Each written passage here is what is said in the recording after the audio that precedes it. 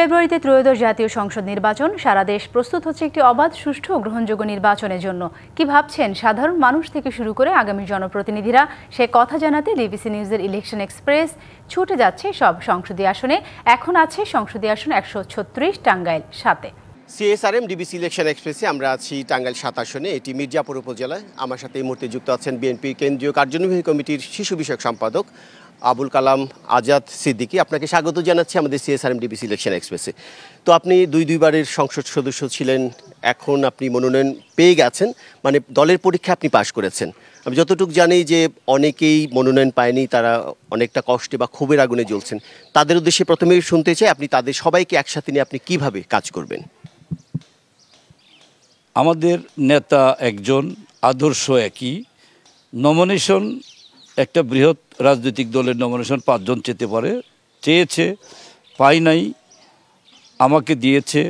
মনে করতে হবে আমরা সবাই পেয়েছি। এই ধানের শীষটা আমাদের সবার। নেত্রী আমাদের খালেদা জিয়া, নেতা তারেক রহমান, তিনি যে নির্দেশনা দিয়েছে যে নমিনেশন পাবে তাকে সামনে নিয়ে সকলে একত্র হয়ে নির্বাচন করবেন।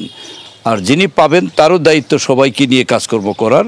আমি সেই হিসাবে তাদের সঙ্গে কথাবার্তা চালিয়ে যাচ্ছি।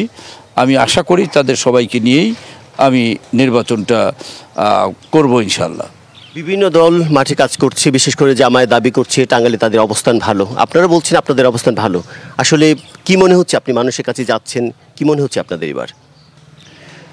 মানুষ তো দীর্ঘকাল ধানের শীষে ভোট দিতে পারে না।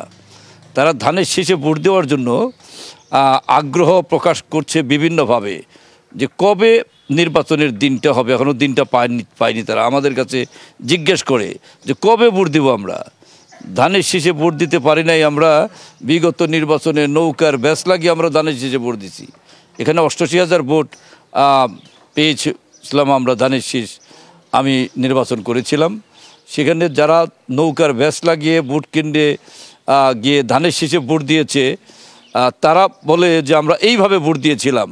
কিন্তু আমাদের মনের ইচ্ছেটা ধানের শীষের ব্যাস লাগিয়ে বা মনের ভিতরে যে ধানের শীষটা এঁকে রেখেছি, এই ধানের শীষে ভোট আমরা কবে দেব। তো আমরা তাদের সরকারের যে সিদ্ধান্ত অনুযায়ী ফেব্রুয়ারি মাসের প্রথম সপ্তাহে হয়তো আপনারা ভোট কেন্দ্রে গিয়ে ভোটটা দিতে পারবেন। তবে আমরা তাদের কাছ থেকে যেটা পাচ্ছি যে মানুষ ধানের শীষ তাদের একদিকে প্রিয় মার্কা, বিএনপি দলটা তাদের প্রিয় দল, জিয়াউর রহমান তাদের দেশের স্বাধীনতার ঘোষক হিসাবে জিয়াকে তারা হৃদয় থেকে ভালোবাসে। বেগম খালেদা জিয়াকে মানুষ, মহিলারা ভিন্নভাবে ভালোবাসে।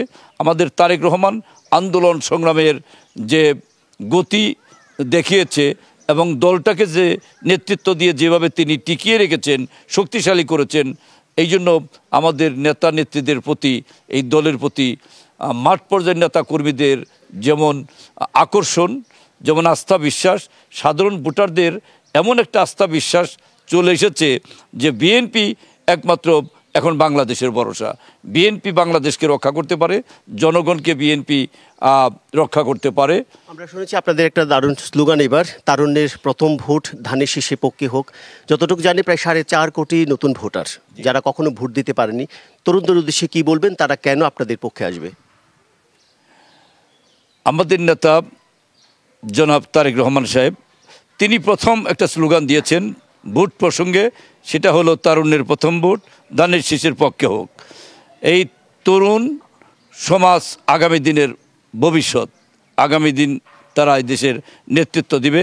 সেই তরুণ সমাজ বিগত দিনে বিভিন্নভাবে তাদেরকে, অনেকে চাকরি পায় নাই, মেধা থাকতেও তারা চাকরি পায় নাই।